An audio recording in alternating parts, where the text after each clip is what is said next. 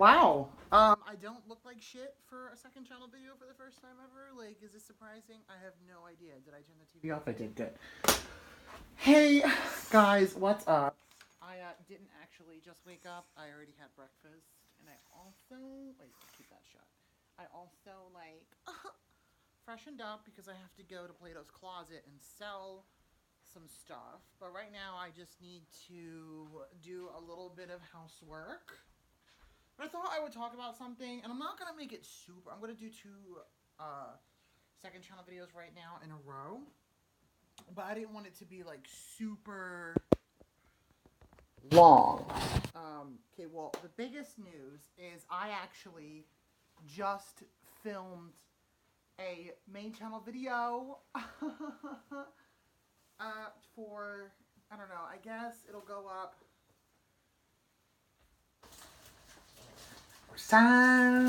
either this Saturday or next Saturday. I haven't quite figured that out. But it's gonna go up soon. So if it's already up, go to my channel. I don't know when this is gonna be up exactly.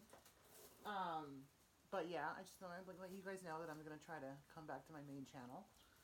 It updates everything in my life, like everything. So I'm not even gonna update you guys about my life on here because you can just go watch my main channel video. Besides that, I wanted to talk about abortion. Now, I know that I talked about this a while ago on this channel. I don't know how long ago I talked about this on this channel. Maybe like 5 years ago, 4 years ago, 3 years ago. I mean, that's what I think. But I want to let you guys know that I do think of myself as pro-choice.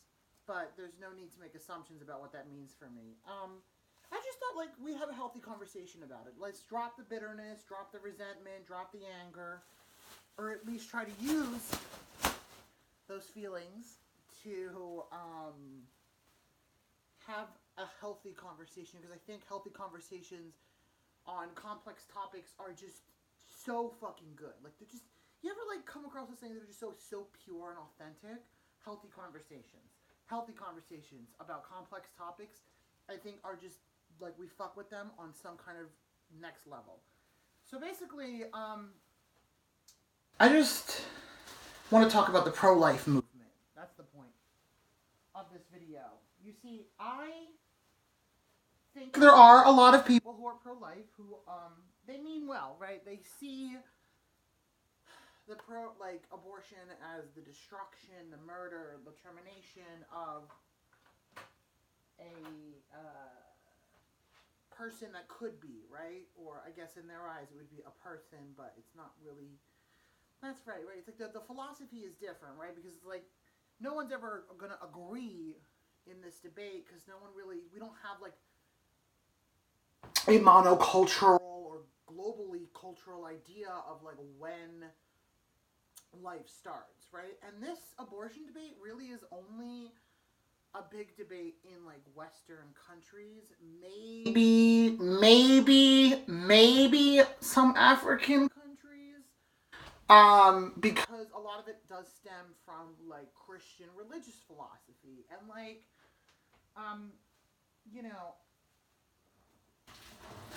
that plays a huge part into when people decide when life starts. Because to be honest, we don't have a common, we really don't have some people say conception, some people say when a fetus is born and it's a baby, right? And then you have people are oh my god, well, infanticide, it's considered a double homicide if a pregnant woman is murdered, and it's okay, well, then in homicide, our definition of life extends to babies. Guys, this is why it's confusing, right? This is why we keep fighting about this. This is why, I'm saying, because no one agrees on a fundamental philosophical definition of when life starts. And I don't know if I'm using the right words here, but no one really knows. No one really agrees on when, no one can answer the question when does life start? It's we don't know. As a culture, we don't have an answer. We don't. As individuals, we do.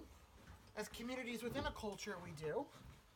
But in terms of that, like, we don't really have an answer. And I think that's just something we have to, like, live with. Right? That's just what we have to live with. So moving on from that and giving that kind of understanding to this conversation, which I think is a healthy understanding, I'm going to talk about some issues with the pro-life movement. Like, again, I don't have problems with pro-life individuals. I know plenty in my life.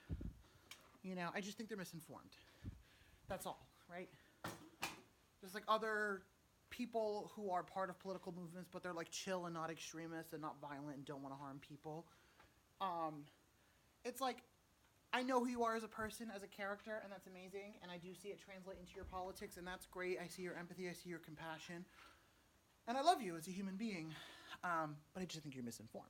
You know what I'm saying? Like, that's just how it is for me with a lot of people I disagree with in my life, because the more extreme people that are conservative, or the more extreme people who are pro-life, or the more, like, violent and, like, people with actual, like, bigoted ideas, I don't, like, associate with those people at all. Like, I don't go out of my way to talk to them or interact with them, because why would I? All right, hold on. Okay, we literally, I'm just gonna try to film this without showing you guys much of my backgrounds, but basically we just got a bunch of snow. Wish I could show you, but don't want to be tracked down and murdered. And it's wet everywhere. I have to walk to the gym, so that'll be fun. But anyway, going back to our, wait, is this recycle? Yeah. Hold on, again.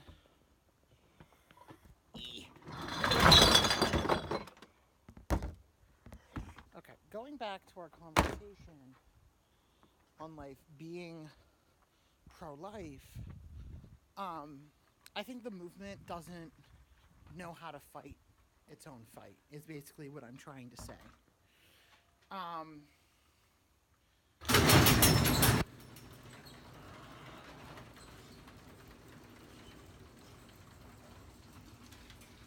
Okay.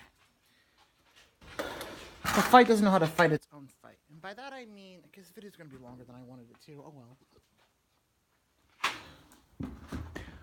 The way that I see a lot of, like, anti-abortion, pro-life activists go and do their activism, I think is fucked up. I just putting that out there. I just think it's fucked up, you know, harassing people, not supporting comprehensive sex education curriculum in public schools, like, all that shit I think is morally fucked up. Like, I just think it's immoral. You know, like, not standing behind a common solution, constantly vilifying pro-choice people. Like, no one is advocating for the mass termination of every pregnancy and every potential life. Like, that's not, like, on anyone's, like, bucket list. And if it is, that's, like, really fucked up. But it's not. There really is no extremist pro-choice movement, you know? Well, unless they bomb a crisis pregnancy clinic that's, like, unregulated or something like that. That would be fucked up. But, you know, one of the biggest solutions is comprehensive sex education. Just, like, completely changing our culture and its relation to sex. But, like, I don't see that many pro-life people advocating for that. And I think that's the biggest problem.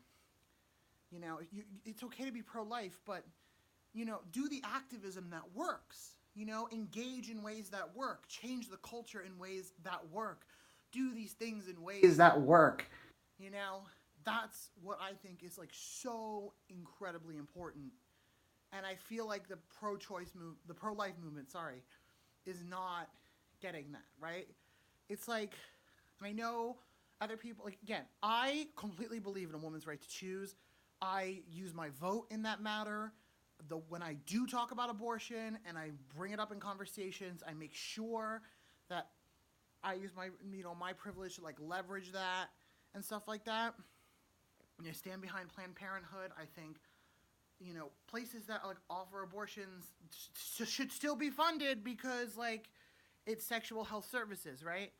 And I personally, like, I don't have an inner moral fight against people, you know, I mean, cis women or trans men, whoever, people, but, you know, those narratives can coexist. So women, you know, accessing, you know,